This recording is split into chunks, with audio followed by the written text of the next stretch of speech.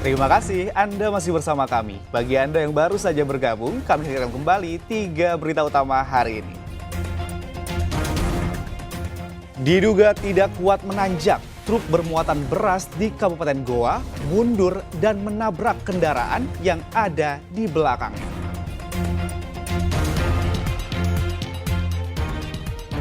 Seorang pria di Kabupaten Pinrang tertangkap basah mencuri 4 karung pupuk dan sejumlah peralatan pertanian di sebuah rumah kosong.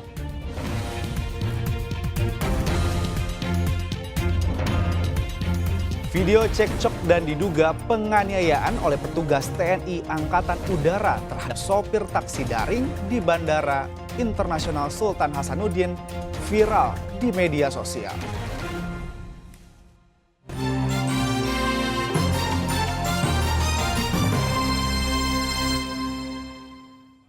Video cekcok dan diduga penganiayaan oleh petugas TNI Angkatan Udara terhadap sopir taksi daring di Bandara Internasional Sultan Hasanuddin viral di media sosial. Lantas apa sebab musababnya?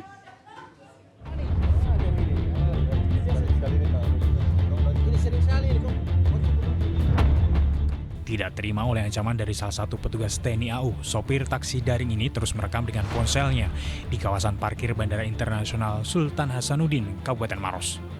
Cekcok ini tidak berhenti sampai di situ, bahkan seorang aparat di antaranya mencoba mencekik sopir. Pak, kenapa kita? Tidak bisa kita kasih begitu mobilku. Dia mau keluar. Saya tadi keluar. Saat diminta turun dari kendaraannya, sopir pun menolak hingga diduga terjadi penganiayaan dan sang sopir berteriak minta tolong. Pasca kejadian, pihak bandara mempertemukan ketiga prajurit dan sopir taksi daring atas nama Agus Lee. Dari pertemuan, kedua belah akhirnya berdamai. Meski demikian, lantaran viral, polisi akan meminta keterangan dari pihak yang bertikai. Apalagi masuk laporan sopir taksi daring ini menerobos palang pintu tiket bandara hingga rusak. Setelah menerima laporan pengaduan dari Tollgate Bandara itu sendiri, kami dari Polsek Bandara melakukan penyelidikan terkait pengemudi Toyota Sienta itu sendiri. Setelah kami dapat identitas dari pengemudi tersebut, pasti kami akan ambil keterangan, melakukan undangan klarifikasi. Menurut otoritas bandara, pengemudi taksi daring ini ilegal, bukan anggota perusahaan yang bermitra dengan bandara. Dapat kami sampaikan bahwa pengemudi taksi online tersebut bukan merupakan bagian dari layanan transportasi darat dari Bandara Sultan Hasanuddin Makassar yang dilayani oleh perusahaan-perusahaan yang bermitra dengan PT Angkasa Pura I. Oleh sebab itu, pengelola bandara mengimbau kepada masyarakat agar menggunakan layanan transportasi resmi yang bermitra dengan Bandara Sultan Hasanuddin demi kenyamanan bersama. Raisa Bu melaporkan dari Kabupaten Maros. Lebih dari 30.000 pekerja migran asal Bulukumba yang bekerja di luar negeri diduga menggunakan jalur tidak resmi. Data itu disampaikan Perhimpunan Pekerja Migran Indonesia atau Perhapmi saat sosialisasi penempatan dan pelindungan pekerja migran Indonesia. Puluhan ribu pekerja ilegal itu diketahui tidak memiliki keterampilan dan bekerja sebagai buruh sawit di Malaysia. Data yang ada di Kabupaten Bulukumba itu yang legal dan ilegal. Kalau legalnya itu sangat-sangat minim. Nah, bahkan ada beberapa perusahaan yang memiliki job order sampai hari ini belum bisa mengirim orang secara legal. Nah, data yang saat ini dirimpung oleh teman-teman kawan PMI, khususnya teman-teman di Perhapmi yang ada di Serap, khusus pekerja sawit ya. Maaf, kita dalam konteks bahasa sawit. Sawit Bulukumba ini merupakan lumbung penyuplai pekerja ke negara Malaysia yang sangat besar di wilayah Sulawesi Selatan. Nah, boleh dikata dia urutan pertama untuk penempatan.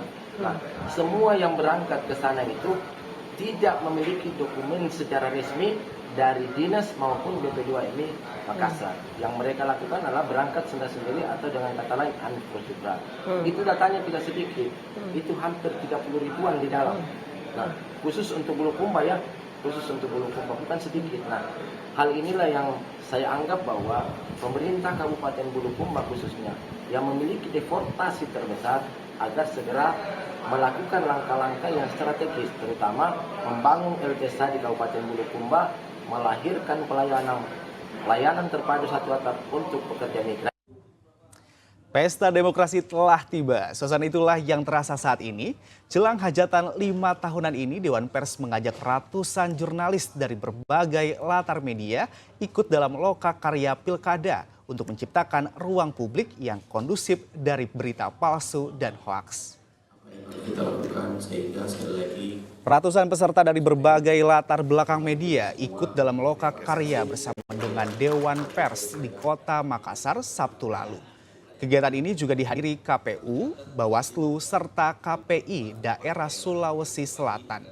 Kehadiran lembaga pemilu dan penyiaran ini juga diharapkan bisa menjalankan tugas dan porsinya agar mampu bekerja sama dengan insan jurnalis dalam peliputan hajatan pilkada di Sulawesi Selatan. Sinergi dengan lembaga penyelenggara pengawas penyiaran hingga TNI Polri dalam mewujudkan pilkada yang kondusif dari berita palsu dan hoaks. Dewan Pers juga menyoroti seringnya terjadi kriminalisasi jurnalis dalam peliputan pilkada. Tidak boleh ada kegiatan yang menyangkut kepentingan masyarakat, tidak boleh diliput, itu nggak boleh. Jadi jelas sekali aturan di dalam Undang-Undang Pers, segala hal menyangkut hal ihwal masyarakat, termasuk juga penghitungan suara, hari pencoblosan, itu boleh diliput. Tentu saja kamera nggak boleh masuk ke dalam bilik pencoblosan, kalau itu kan melanggar azas jurdil dan luber ya. Tapi dalam proses perhitungan dan sebagainya boleh.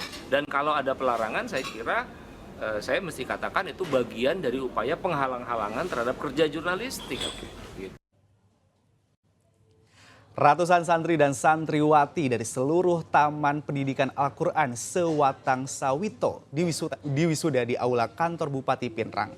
Selain untuk memotivasi anak-anak untuk mengaji, wisuda ini juga untuk mencetak generasi Qurani khususnya di Kabupaten Pinrang.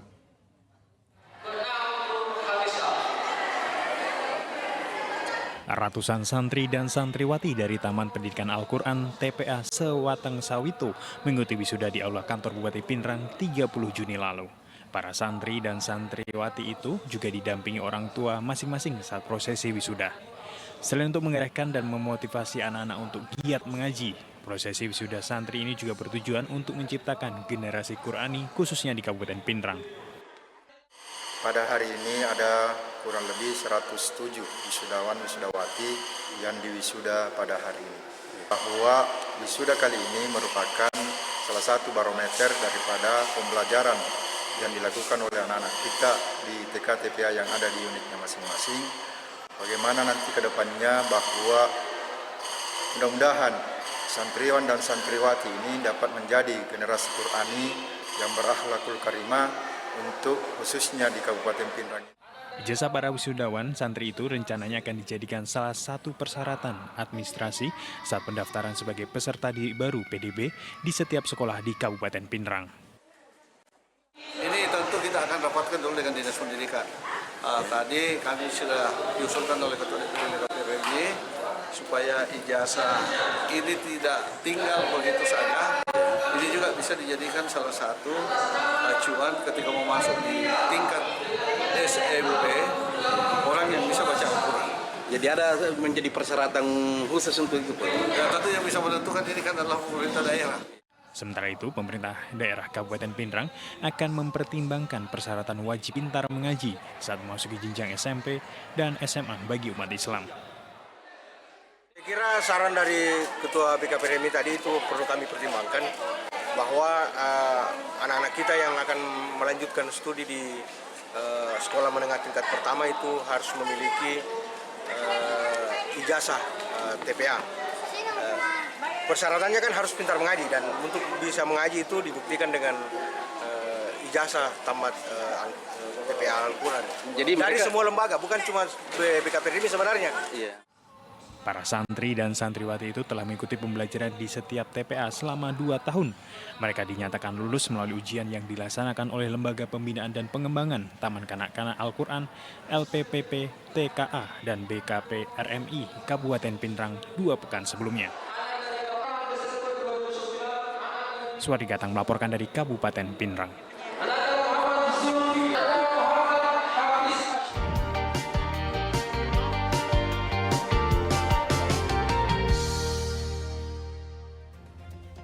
Informasi tadi mengakhiri jumpa kita. Atas nama rekan yang bertugas, saya Agi Kurnia Sandi mengucapkan terima kasih atas kebersamaan Anda. Selamat beraktivitas dan sampai jumpa.